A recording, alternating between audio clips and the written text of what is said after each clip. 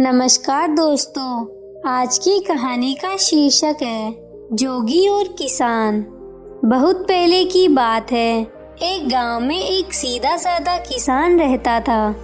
छोटा सा जमीन का टुकड़ा था उसके पास। उसका गुजारा कठिनाई से चलता था। परिवार में काफी सारे सदस्य और धन का अभाव। जीवन से उबा और कर्जे में डूबा हुआ था। रात दिन चिंता में घिरा प्रभु से प्रार्थना करता रहता था। उसने अपने छोटे से खेत को हल से जोतकर बीजा था और अब ढेले तोड़ रहा था। प्रभु की करनी वहां से एक जोगी गुजरा।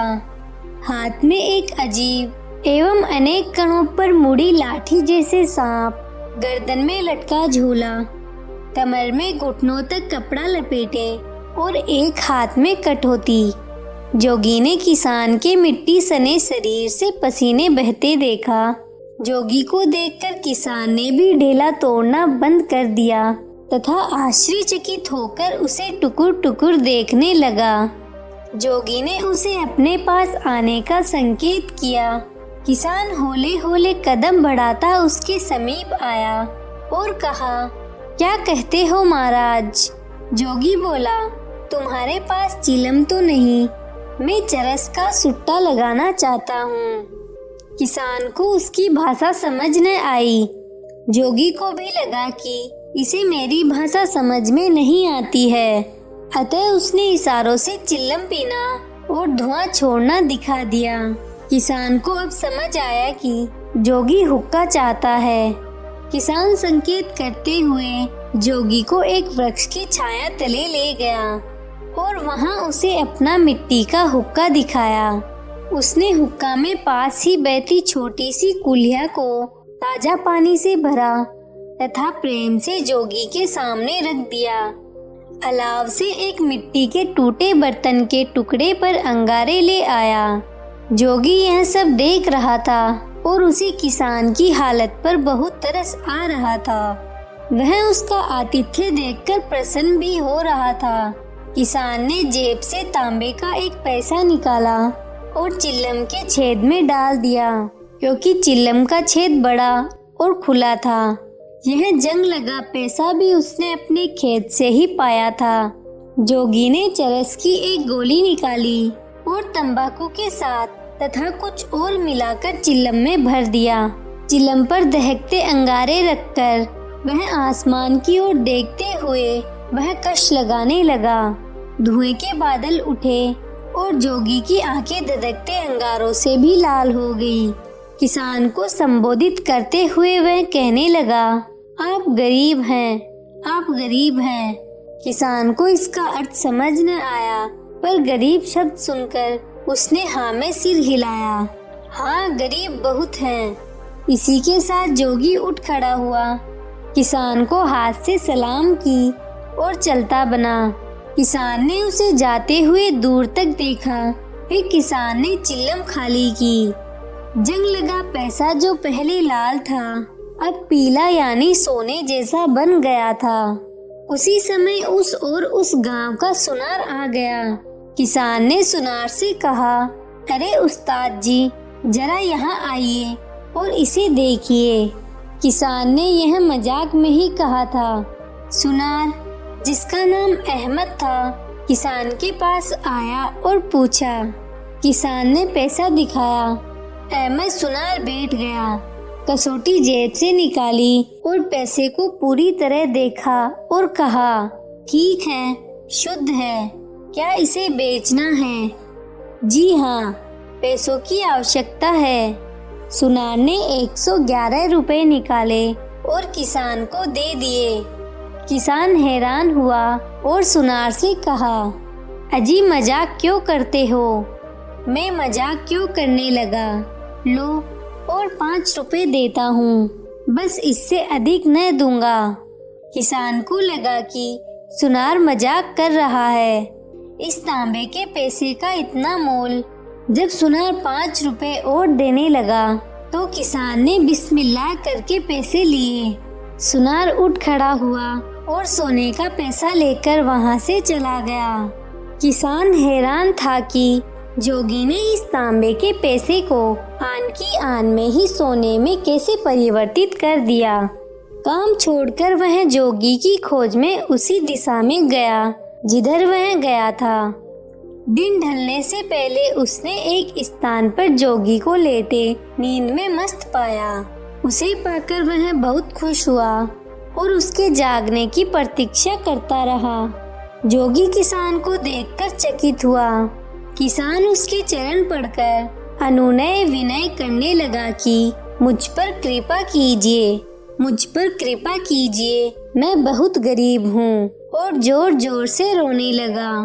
जोगी को किसान पर दया आ गई और उसने कहा कि तुम्हें मेरे साथ 7 दिन रहना होगा। किसान तैयार हो गया। फिर जोगी ने किसान को सूखी लकड़ियां लाने और धुनी जलाने को कहा। किसान ने तुरंत ही इसे कार्यान्वित किया। जोगी ने भूमि में एक छेद बना दिया।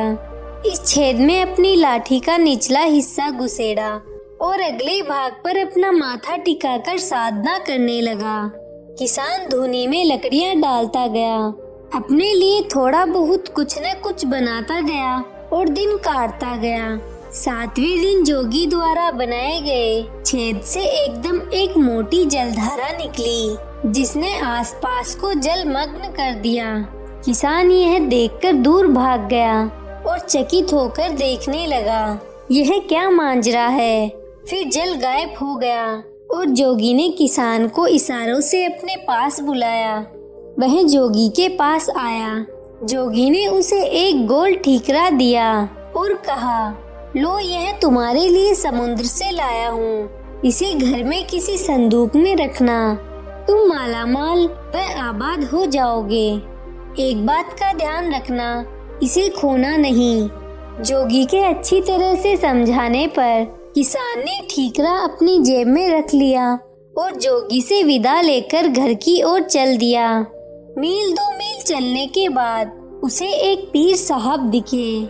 किसान को ख्याल आया, क्यों न मैं इस ठीकरा को पीर साहब को दिखा दूं। उन्हें शायद ज्ञान होगा कि इस ठीकरा के रखने से मेरा कल्याण होगा कि नहीं। ठीकरा पीर को दिखाकर इसे प्राप्त करने का सारा किस्सा भी उन्हें सुनाया। पीर समझ गया कि इस ठीकरा में कुछ शक्ति है और किसान से कहने लगा कि इसे एक रात मेरे द्वारा भी अभिमंत्रित करने की आवश्यकता है। किसान बहुत नादान था और पीर के कहने में आ गया। यह मुल्ला किसान का ही पड़ोसी था। घर पहुंचकर किसान ने अपनी पत्नी को सारा वृतांत सुनाया। एक दिन बीत जाने पर किसान पीर के पास ठीकरा लेने गया। पीर मुकर गया और उल्टे उससे कहने लगा कि तुम बकवास करते हो। किसान ने बहुत कुछ कहा और चिल्लाया, पर किसी ने उसकी न सुनी। लोगों ने उससे कहा कि तुम पागल हो गए हो। वह बहुत पछताया और परेशान हो गया। सोच विचार करने के बाद वह फिर जोगी की खोज में निकल पड़ा। पूरे एक दिन की खोज के बाद उसे जोगी मिल गया और रोते रोते उसने सारी दास्तां सुना दी। किसान ने जोगी के पैर पकड़ लिए और बहुत अनुनय विनय की। जोगी मन ही मन कहने लगा कि यह नादान है। ठीकरा उसके हाथ दिया। विवश होकर जोगी ने किसान से तुरंत आग जलाने को कहा। जोगी ने आग में अपना चिमटा लाल सुर्ख कर दिया और पूरी शक्ति से उसे जमीन में गाड़ दिया। चिमटे के गड़ते ही पीर जोगी के पास धड़ाम से गिर गया। जोगी ने उससे कहा, अरे कमीने, तुमने इस सीधे साधे इंसान को क्यों लूट लिया? यह बेचारा गरीब और अभावग्रस्त है।